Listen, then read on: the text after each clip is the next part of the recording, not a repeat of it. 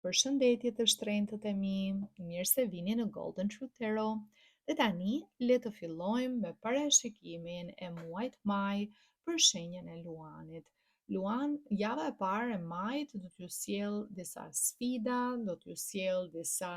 vështirësi, sidomos në punë, sepse nga e prorët tuaj do t'ju jepet një detyrë, do t'ju jepet një përgjegjësi, diçka për të treguar vlerat tuaja, por është një sfidë për ju sepse nuk e keni bërë më përpara, është një gjë e re, është diçka që ndoshta nuk keni edhe kualifikimin e dur, si jeni të përgatitur, do kërkoni ndihmë nga kolegët, nga ata që i konsideroni edhe miq, ato nuk do dinë t'ju ndihmojnë, ndoshta sepse vetë nuk është një gjë që se kanë bërë më përpara, ndoshta sepse nuk duan se kanë pak xhelozi, mund të jetë për arsye të ndryshme, po do të jetë e qartë edhe për ju që nëse doni të avanconi në aspektin profesional, do duhet me patjetër të investoni tek pjesa e edukimit tuaj. Çfarë ndodh gjatë këtij muaji? Ju keni Marsin, planetin që lidhet me egon, me ambicien, që lidhet me atë shpirtin luftarak, e keni në shenjën tuaj në Luan. Dhe shikoj që doni të realizoni gjërat shpejt, doni që t'i kaloni hapa, thoni, o, unë meritoj më shumë se sa një person tjetër, unë dua të arrij një punë të mirë, nuk do e filloj me kaq para, do filloj me një punë shumë më të mirë, apo nuk mund të ri në këtë pozicion, mo unë meritoj që t'jem në një pozicion drejtues, në një pozicion menaxhimi. Por harroni që po konkurroni edhe me persona të tjerë që ndoshta e kanë këtë, nuk e kanë sharmin tuaj, mund mos ta kenë atë pjesën karizmatike, atë energjinë solare, atë aftësinë për të dominuar nëpërmjet bisedës kudo që ju shkoni, por mund të kenë nga ana e intelektit, nga ana e kualifikimit, mund të jenë shumë më të përgatitur. Pikërisht kjo do të jetë thirrja edhe ajo çfarë do t'ju hapën syt në muajin maj, që duhet të investoni në aspektin profesional. Nëse keni biznesin tuaj privat, Luan, mos merrni përsipër diçka që nuk e realizoni dot, sepse shikoj që do t'ju kërkohet diçka nga klient, dhe ju do thoni, po ne e bëjmë këtë gjë, e bëjmë, s'ka probleme, e bëjmë për të mos humbur para, dhe do të jetë një projekt aq i madh, do të jetë një gjë aq e vështirë, sa është më mirë të thoni jo që në fillim, ndoshta mos merrni atë, të humbisni klientin, le të themi atë mundësi, dhe më pas të mbani reputacionin tuaj, sesa të thoni po e bëjmë, nuk e realizoni dot, edhe merrni edhe një reklam jo të mirë nga ana e klientit, apo krijohen probleme të tjera që do të jenë më të mëdha më vonë. Në aspektin familjar dhe në çift, unë shikoj që do të krijohet një situatë debati, sepse nuk do bini dakord për diçka në familje ose brenda çiftit. Dhe ka të bëjë me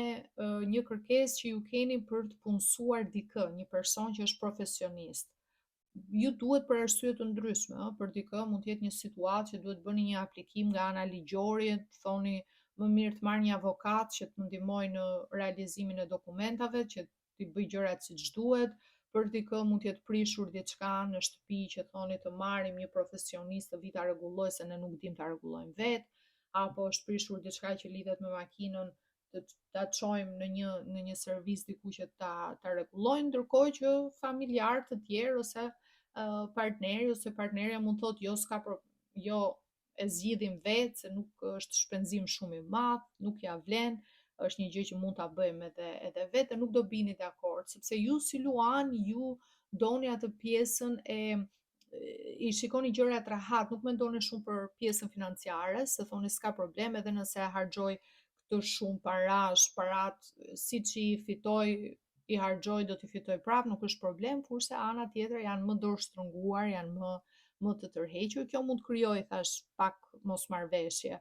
Kurse në javën e dytë, unë shoh që do të jetë një javë më e qetë, sidomos në aspektin profesional,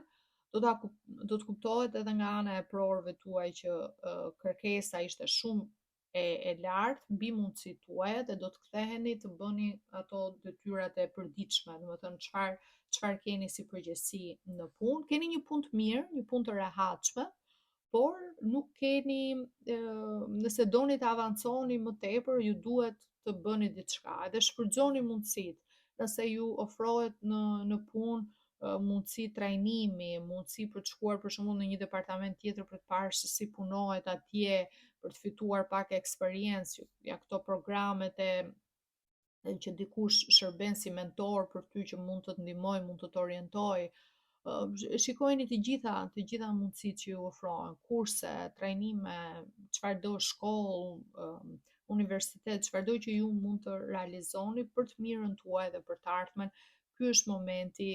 momenti i dur. Nëse jeni luan në një fazë që po kërkoni për një punë të re dhe po kërkoni për një punë që është ndoshta në një nivel menaxhimi, në një nivel më të lartë,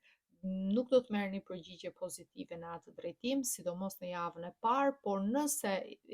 jeni pak më me këmbë në tokë, më realist me situatën dhe kërkoni një punë që vërtet mund ta realizoni dhe është pjesë e kualifikimit tuaj, atëherë do të gjeni një punë që është e qëndrueshme, një punë që është e mirë, mund të merrni rezultate pozitive në javën e dytë. Tani në javën e tretë, unë shikoj një person afër jush, një person që ka energji të fortë ajri, ka shenjën ascendente ose shenjën e diellit në binjak, në peshore ose në ujor. Ky është një person që do të tregohet shumë i drejtë për drejtë me ju, shumë i sinqert, do t'ju jap këshilla mjaft pozitive. Është një person i arsyeshëm, një person i logjikshëm, një person që do t'ju orientoj ashtu siç duhet dhe ju keni nevojë të dëgjoni këto gjëra, Luan, sepse jeni shumë impulsiv në këtë periudhë. Nga që dhe Marsi është në shenjën tuaj, nuk prisni as për asgjë, nuk keni durim, thoni, o, nuk do filloj unë këtë punë me kaq para, o, nuk do ri unë të bëj 4 vite shkollë, apo të bëj master, o, unë dua të fitoj shpejt, i bëj gjërat shpejt. Dhe ky do të jetë personi që do t'ju a thotë të vërtetën ashtu siç është, që shiko se çdo gjë ka kohën e vet, nuk ndonjëherë, siç themi, rruga e shkurtër të nxjerr më gjatë dhe duhet të ndjekësh për të pasur sukses në atë fushë që ti do, janë disa hapa konkrete që ti duhet t'i ndjekësh, nuk mund të dalësh jashtë traditës, jashtë rregullave, jashtë sistemit, duhet të ndjekësh linjën ashtu siç të kërkohet. Nuk është diçka që nuk ka rrugë të shkurtër. Dhe ky person do të të lidh me dikë në javën e fundit, me dikë që është ose pjesë e një organizate fetare që mund të të ndihmojë, mundet të ketë një impakt, është një pozicion në një rang të caktuar në një organizatë fetare që ka mundësi të të ndihmojë nëpërmjet organizatës, mund të realizohet kjo dëshirë që ti ke.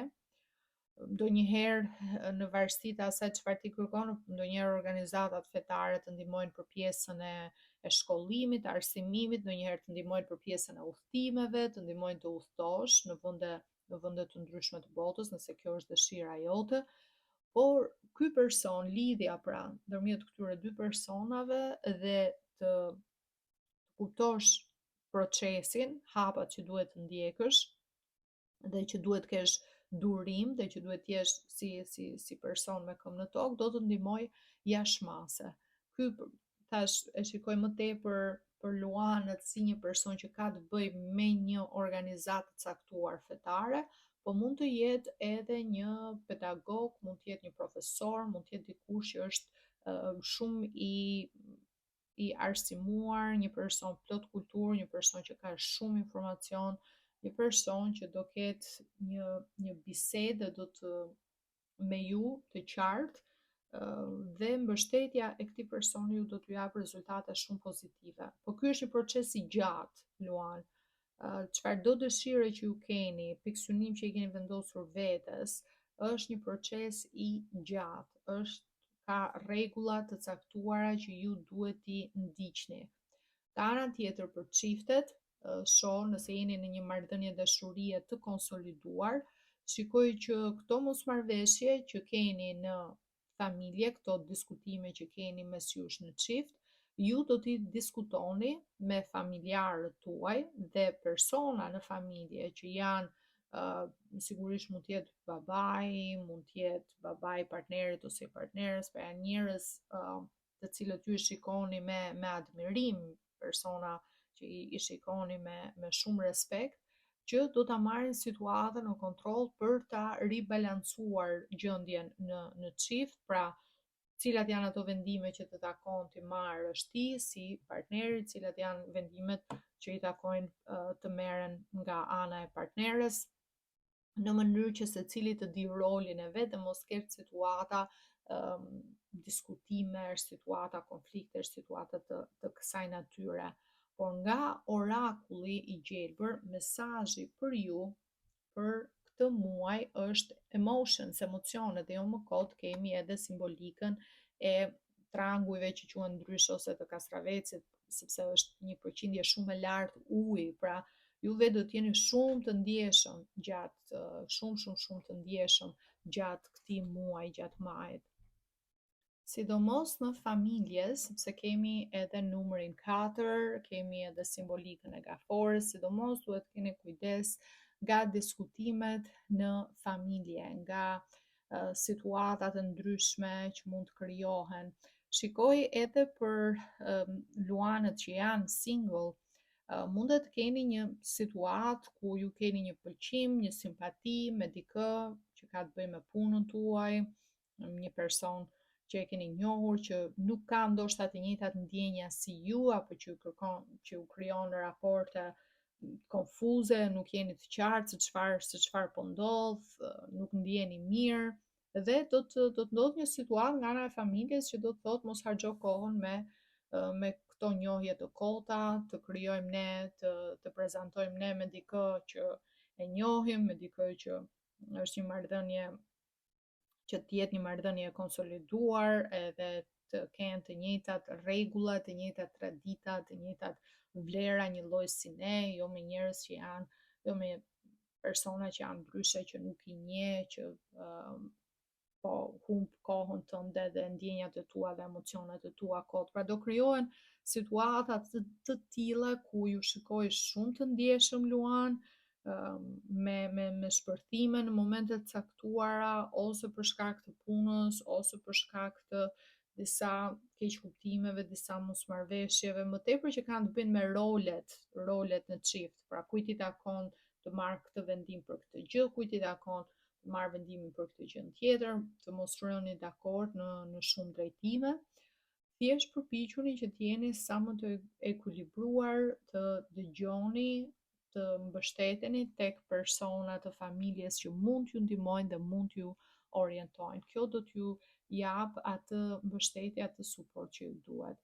Okej, ju falenderoj shumë që më ndoqët luan, kjo është gjithçka që unë shoh për ju për sa i përket muajit maj. Ju falenderoj dhe bashkë të dëgjohemi në videot e ardhshme. Gjithë të mirat, mirupafshim.